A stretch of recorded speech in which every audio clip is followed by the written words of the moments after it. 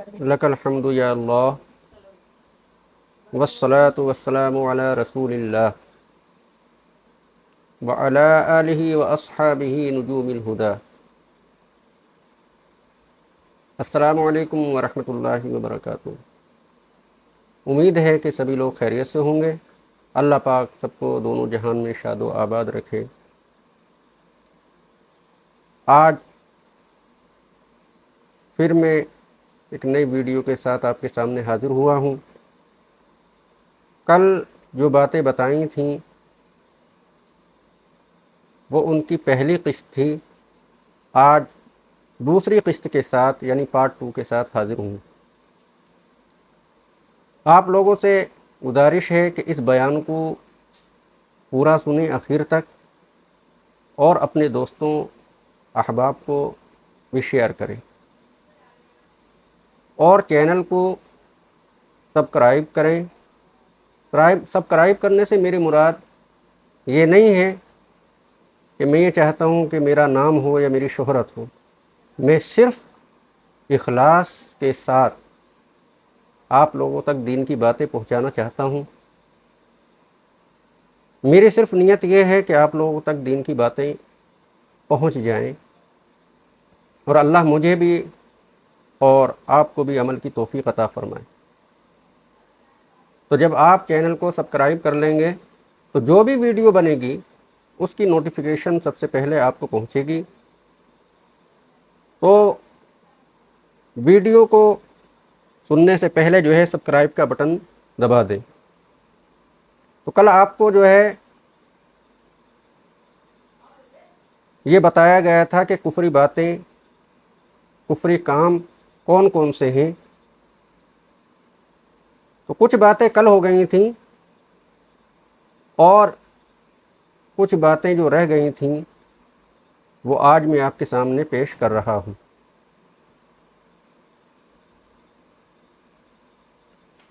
Number 13، بت یا چاند سورج کو سجدہ کرنا، یا زنار جنیو باندھنا، یا سر پر چٹیا رکھنا، یا قشقہ لگانا، یا ہولی دیوالی پوجنا، یا رام لیلا وغیرہ کے جلوسوں اور میلوں میں کفر کی شان و شوکت بڑھانے یا کافروں کو خوش کرنے کے لیے شریک ہونا، یہ کفر ہے۔ اگر کوئی شخص صرف وہاں کوئی چیز ہی خریدنے کے لیے گیا، کوئی ضرورت کی، تو کفر نہیں ہوگا۔ کچھ ایسی چیزیں ہوتی ہیں کہ جو ایک جگہ نہیں ملتی دوسری جگہ مل جاتی ہے، اور اس کو اس چیز کی ضرورت ہے، وہ شان و شوکت بڑھانے کے لیے، ان لوگوں کو خوش کرنے کے لیے نہیں گیا، تو اس پر یہ فتویٰ نہیں لگے گا۔ نمبر 14، جو شخص یہ کہہ دے کہ میں شریعت کو نہیں مانتا، یا شریعت کے حکم اور فتوے کو چولہے بہاڑ میں ڈال دو، یا یہ کہہ دے کہ میں شراب ورا کو نہیں جانتا، یا یہ کہہ دے کہ ہم شریعت پر عمل نہیں کریں گے، ہم تو برادری کی رسم کی پابندی کریں گے، یا یہ کہہ دے کہ بسم اللہ اور سبحان اللہ روٹی کی جگہ کام نہ دے گی، ہمیں روٹی چاہیے، بسم اللہ سبحان اللہ نہیں چاہیے، تو وہ شخص کافر ہو جائے گا۔ نمبر 15، شراب پیتے وقت یا زنا کرتے وقت یا جوا کھیلتے وقت بسم اللہ کہنا کفر ہے۔ غرض کہ جو بھی حرام کام ہو اس کے شروع میں آپ اللہ کا نام لیں، اللہ کا نام لے کر اس کو شروع کریں تو آپ کافر ہو جائیں گے۔ نمبر 16، مسلمان کو مسلمان جاننا اور کافر کو کافر جاننا ضروریات دین میں سے ہے۔ کسی مسلمان کو کافر کہنا یا کسی کافر کو مسلمان کہنا کفر ہے۔ بہت سے لوگ جو ہے غصے میں اپنی اولاد کو کافر کہہ دیا کرتے ہیں، یا کسی اور مسلمان بھائی کو کافر کہہ دیا کرتے ہیں۔ پیارے اسلامی بھائیوں، کسی مسلمان کو کافر کہنا یہ کفر ہے۔ بہت سے لوگ جو ہیں اگر کوئی انسان سمجھاتا ہے، ان کو بتاتا ہے شریعت کی بات، اور وہ ان کی سمجھ میں نہیں آتی، جھٹ سے جو ہے یہ کہہ دیتے ہیں کہ یار یہ تو بدل گئے، اور یہ جو ہے دیوبندی ہو گئے، وہابی ہو گئے۔ اس طریقے سے کہہ دینا یہ غلط بات ہے۔ پہلے اس کی بات کو سمجھیں، علماء کرام سے فتویٰ لیں، ہمارے جو سنی علماء کرام ہیں ان سے اس کے بارے میں معلوم کریں۔ فتویٰ لگانا یہ علماء کرام کا کام ہے، یہ عوام کا کام نہیں ہے کہ ذرا سی بات میں جھٹ سے کہہ دیا کہ یہ تو صاحب بدل گئے اور یہ تو ایسے ہو گئے اور ویسے ہو گئے۔ اپنی زبان کو کنٹرول میں رکھیں۔ نمبر 17، جو کسی کافر کے لیے اس کے مرنے کے بعد مغفرت کی دعا مانگے وہ خود کافر ہے۔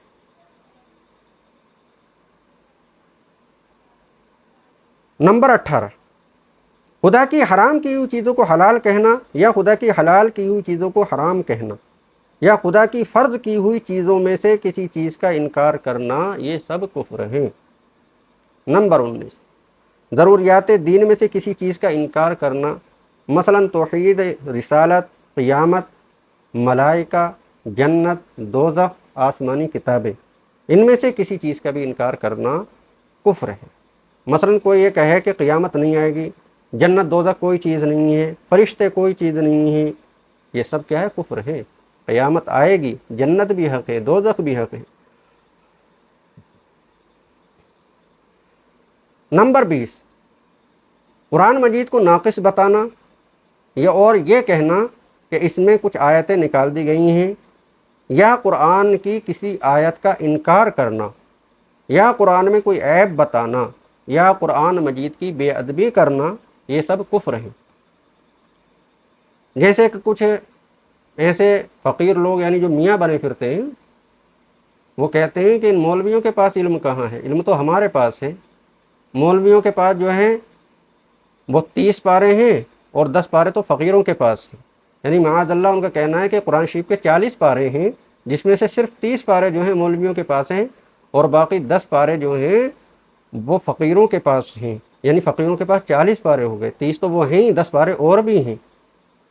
تو اس کا مطلب یہ ہوا کہ رسول پاک نے جو ہے وہ قرآن شریف جو ہے سب تک پورا نہیں پہنچایا، اور جو ہے معاذ اللہ صحابہ کرام نے بھی اس کو چھپا لیا۔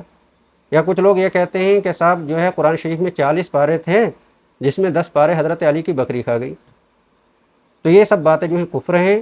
قرآن شریف جتنا اللہ پاک نے نازل فرمایا تھا وہ سب کا سب ہو بہو آج تک موجود ہے، اس میں نہ کبھی کوئی کمی ہوئی نہ ہے اور نہ قیامت تک ہوگی، کیونکہ قرآن شریف کی حفاظت کا ذمہ جو ہے اللہ پاک نے اپنے ذمہ کرم پر لیا، اس کی حفاظت کا ذمہ اللہ پاک نے اپنے ذمہ کرم پر لیا ہے، اس کی حفاظت اپنی ذمہ لی ہے۔ قرآن کریم میں کوئی بھی قیامت تک رد و بدل نہیں کر سکتا۔ دنیا قرآن کریم کو کتنا بھی مٹانا چاہے لیکن قرآن کریم کو مٹا نہیں سکتی۔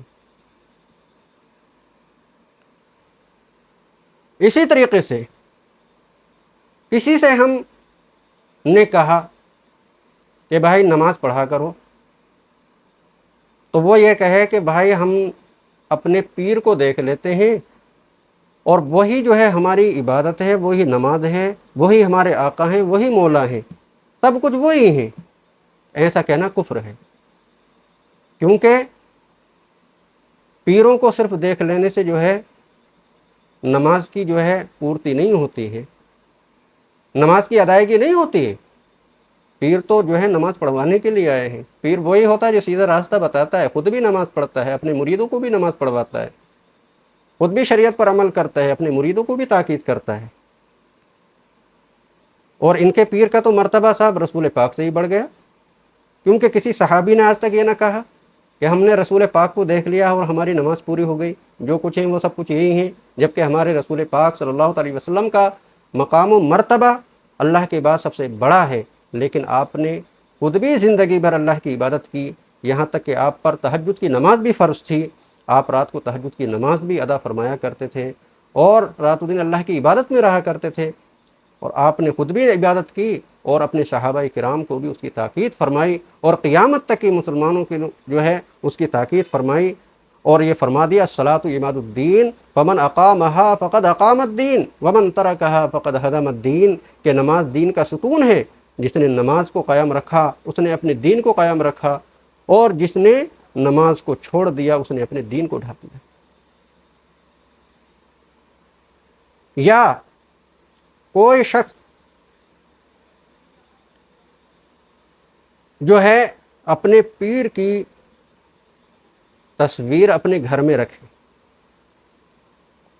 اور اس کو جو ہے اس کے اوپر پھول ڈالے، مالائیں چڑھائے اور وہاں اگربتی سلگائے اور اس کے سامنے نیت باندھ کر جو ہے کھڑا ہو جائے، یہ بھی کفر ہے، کیونکہ یہ شرک سے مشابہت رکھتا ہے۔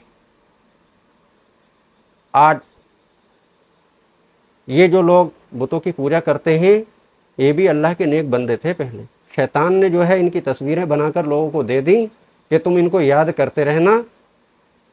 اب پھر یہ ہوا کہ اس کے بعد لوگوں نے صرف اپنے گھروں میں رکھ لی تھیں، اس کے بعد پھر ان کے پر جو ہے پھول اور مالائیں چڑھانے لگے، اگربتیاں سلگانے لگے، اس کے بعد ہوتے ہوتے پھر یہ ہوا کہ ان کے سامنے لوگ سجدہ کرنے لگے، اور آخر کار آج نوبت یہاں تک پہنچ گئی کہ لوگ ان کو جو ہے خدا کو بھول گئے اور انہیں ہی خدا مان لیا۔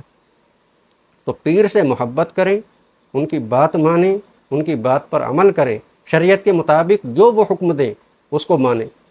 شریعت کے مطابق اگر حکم نہ ہو، شریعت کی خلاف ورزی اس میں پائی جاتی ہو تو وہ کوئی بھی کہے اس کی بات ہرگز نہ مانیں۔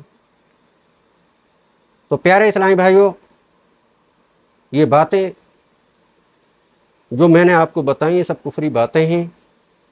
اس طریقے کی اگر کوئی اور بھی بات ہو اور وہ زبان سے نکل جائے تو اس کے بارے میں جو ہے علماء کرام سے معلوم کر لینا چاہیے، تاکہ ہمارا ایمان جو ہے وہ سلامت رہے۔